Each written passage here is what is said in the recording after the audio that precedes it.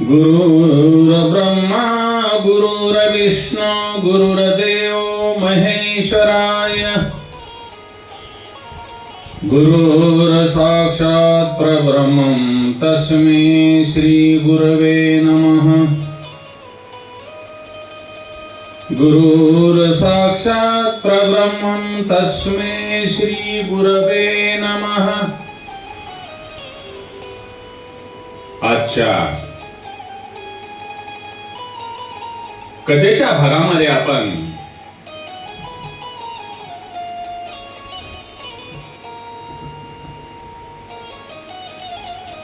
मूर्ती पूजा का करावी,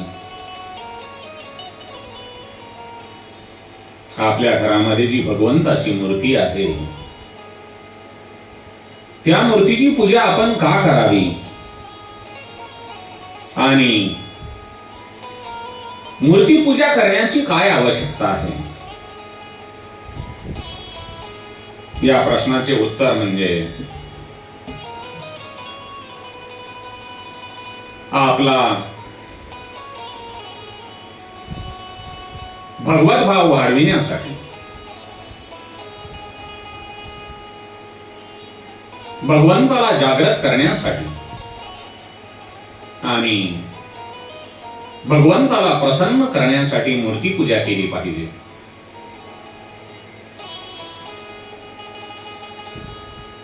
मनुष्याचे जे अंतःकरण आहे त्या अंतःकरणामध्ये संसारिक पदार्थाचे जे महत्व आहे ते घर करून बसलेले आहे।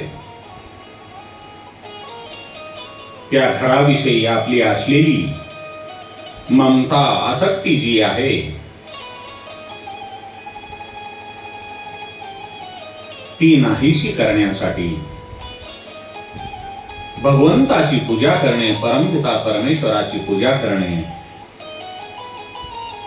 भगवंताच्या प्रतिमेला मूर्तीला फुलांचा हार घालून भगवंताविषयी आदर व्यक्त करणे, उत्तम उत्तम वस्त्र परिधान करविणे, आरती करणे, नैवेद्य समर्पण करणे इत्यादी फार आवश्यक आहे। तात्पर्य हे आहे की मूर्ती पूजा केल्याने आपणाला दोन प्रकारचे लाभ होतात। पहिला म्हणजे भगवत भाव जागृत होतो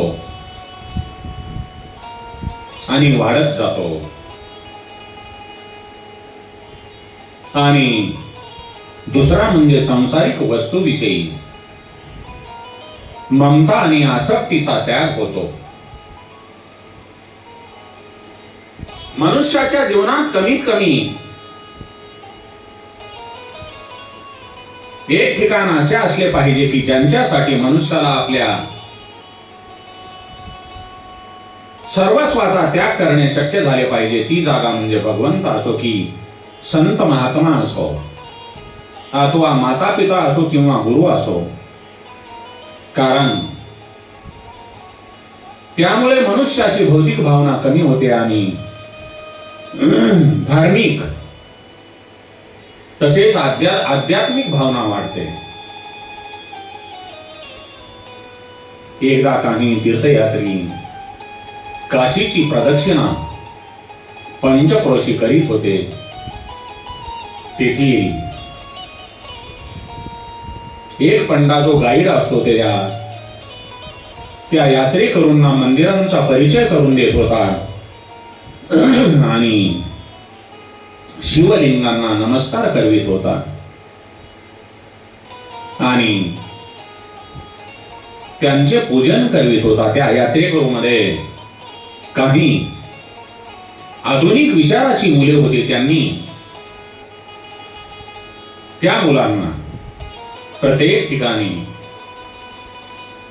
शिवलिंगांना नमस्कार करणे आवडले नाही, म्हणून ते पंड्यांना म्हणतात, हे पंडितजी, प्रत्येक ठिकाणी दगडाला नमस्कार केल्याने काय लाभ होणार? त्या ठिकाणी एक संत उभे होते. ते त्या मुलांना म्हणाले, बाबांनो, जसे या हाडा मासाच्या शरीरामध्ये तुम्ही आहात, तसेच या मूर्तीमध्ये भगवान आहेत.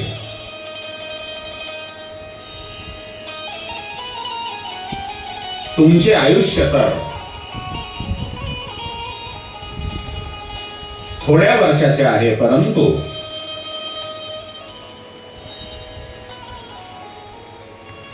हे शिवलिंग फार पुरातन आहे. म्हणून वयाच्या दृष्टीने पाहिले तर हाडमांस अशुद्ध असते आणि दगड शुद्ध असतो. तसेच मजबूतीच्या दृष्टीने पाहिले तर हाडापेक्षा दगड मजबूत, कणखर असतो. जर परीक्षा करून घ्यावयाची असेल तर तुमचे जे मस्तक आहे ते त्या मूर्तीवर आदळून पहा. मस्तक फुटते की मूर्ती फुटते? तुमच्यामध्ये अनेक दुर्गुण दुराचार आहेत, परंतु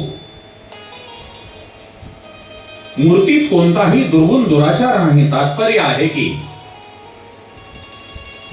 जी मूर्ती आहे, शिवलिंग आहेत, ते सर्व प्रकाराने श्रेष्ठ आहेत. म्हणून मूर्ती ही पूजनीय आहे. तुम्ही तुमच्या नावाच्या निंदेला, तुमची निंदा आणि तुमच्या नावाच्या प्रशंसेला तुम्ही तुमची प्रशंसा मानता. शरीराच्या आदराला आपला आदर आणि शरीराच्या अनादराला आपला अनादर मानता. तर मूर्तीमध्ये भगवंताचे पूजन, स्तुती, प्रार्थना इत्यादी करण्याने त्याला भगवान आपले पूजन, स्तुती, प्रार्थना का मानणार नाहीत? बाबांनो, लोक तुमच्या ज्या नावारूपाचा आदर करतात ते तुमचे स्वरूप नाही, तरी तुम्ही खुश होता. भगवंताचे स्वरूप तर सर्वत्र व्यापक आहे. परमेश्वर हा चराचरामध्ये व्यापलेला आहे. म्हणून त्या मूर्तीमध्ये सुद्धा भगवंताचे स्वरूप आहे. आपण या मूर्तीमध्ये भगवंताचे पूजन केले तर भगवंत का प्रसन्न होणार नाही? आपण जेवढ्या भावनेने भगवंताचे पूजन करू, भगवान तितकेच अधिक प्रसन्न होतील. जो कोणी एखादा आस्तिक पुरुष असेल आणि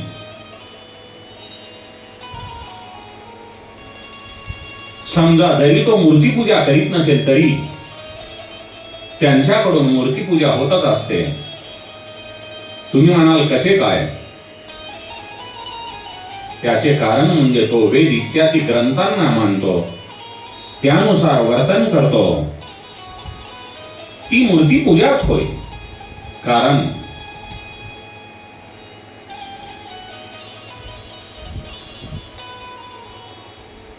वेद सुद्धा मूर्तीच आहेत. वेद इत्यादींचा आदर करणे म्हणजे मूर्ती पूजाच आहे. तसेच मनुष्य गुरुचा, माता पित्यांचा, अतिथींचा आदर सत्कार करतो, अन्न पाणी वस्त्र इत्यादीने त्यांची सेवा करतो. ही सुद्धा मूर्ती पूजाच आहे. कारण गुरु, माता पिता इत्यादींची शरीरे तर जड आहेत, परंतु शरीराचा आदर केल्याने त्यांचाही आदर होतो, ज्यामुळे ते प्रसन्न होतात. तात्पर्य हे आहे की मनुष्य कोठेही ज्या गुणाच्या, ज्या कोण्या रूपाने आदर सत्कार करतो, ती सर्व मूर्ती पूजाच आहे. जर मनुष्याने सत्सद वेद भावनेने मूर्तीमध्ये भगवंताचे पूजन केले तर ते भगवंताचेच पूजन होते. एक संत बैरागी बाबा होते. ते एका झोपडीमध्ये राहत होते आणि तेथेच शालिग्राम या भगवंताच्या मूर्तीचे पूजन करत असत.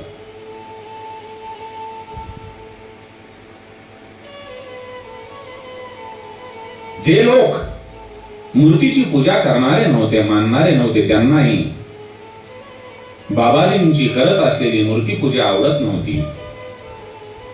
त्यांच्याच काळात हुकुमदेव नावाचा एक इंग्रज अफसर तेथे आला. त्या ऑफिसरकडे त्या लोकांनी बाबाजींची तक्रार नोंदविली. हा मूर्ती पूजा करून सर्व व्यापक परमात्म्यांचा तिरस्कार करत आहे. त्या इंग्रज अधिकाऱ्याने क्रोधामध्ये येऊन त्या संत बाबाजींना बोलावले आणि तेथून निघून जाण्याचा हुकूम दिला. दुसरे दिवशी बाबाजींनी त्या इंग्रज अधिकाऱ्यांचा एक पुतळा बनविला आणि तो पुतळा घेऊन ते शहरात फिरू लागले.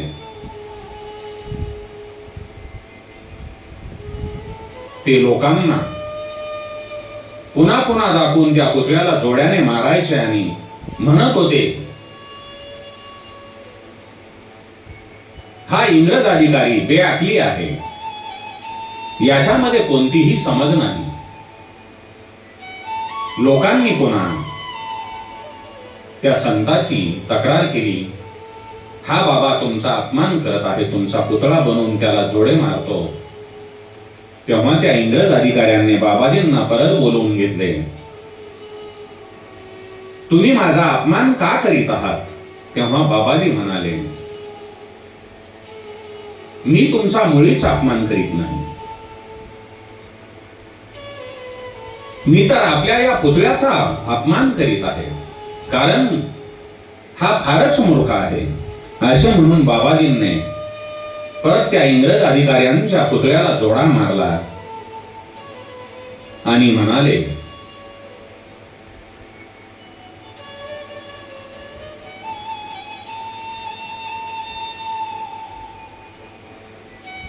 माझ्या पुतळ्याचा अपमान करणे म्हणजे माझाच अपमान करणे आहे. असा इंग्रज अधिकारी त्या संत महात्म्याला म्हणाल्यानंतर बाबाजी म्हणतात, तुम्ही या पुतळ्यात अर्थात मूर्तीमध्ये तर नाहीतच, केवळ नामाच्या संबंधाने आपल्यावर याचा परिणाम होत आहे. माझा भगवंत तर सर्व देश काल वस्तू इत्यादी मध्ये व्यापक आहे. म्हणून श्रद्धापूर्वक मूर्तीमध्ये भगवंताचे पूजन केले तर भगवंत का प्रसन्न होणार नाही? म्हणून मी त्या शालिग्राम मूर्तीमध्ये भगवंताचे पूजन करतो. तर हा भगवंताचा आदर झाला की निरादर झाला? तेव्हा इंग्रज अधिकारी म्हणतो, हे महात्मन, आपण जाऊ शकता, तुम्ही स्वतंत्रपूर्वक मूर्ती पूजा करू शकता. ते संत महात्मे आपल्या पर्णकुटीमध्ये झोपडीमध्ये निघून गेले आणि तेथे जाऊन त्यांनी भगवंताची मूर्तीची पूजा केली. बाबांनो,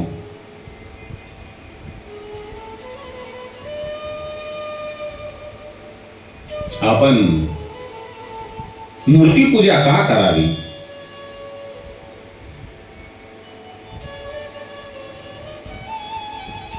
हे मी आपणास थोडक्या शब्दामध्ये सांगितलेले आहे. कारण आपण ज्या मूर्तीची पूजा करतो त्या मूर्तीमध्ये आपण भगवंत भाव ठेवून, भगवत भाव ठेवून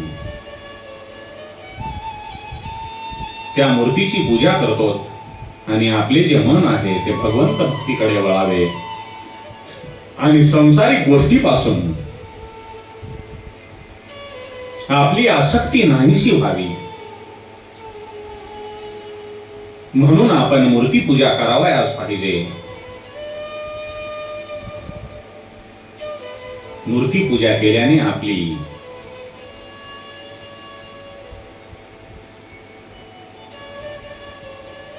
भगवत भक्तीकडे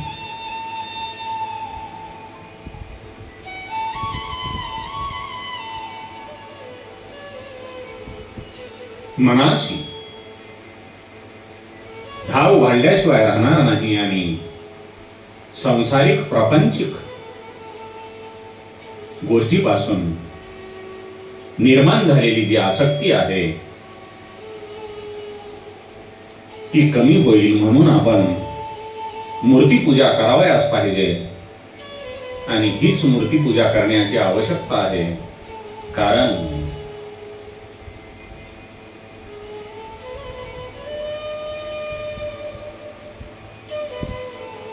परमेश्वर हे प्रेमाचा भुकेला आहे आणि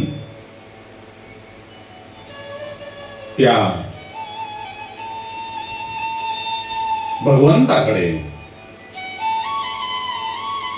आपणाला फक्त प्रेमच द्यावयाचे आहे. कारण त्या भगवंताकडे अशी कोणतीही वस्तू दुर्लभ नाही जो जगाचा पालन करता आहे, जगाचा तारक आहे. त्या भगवंताची प्रेमाने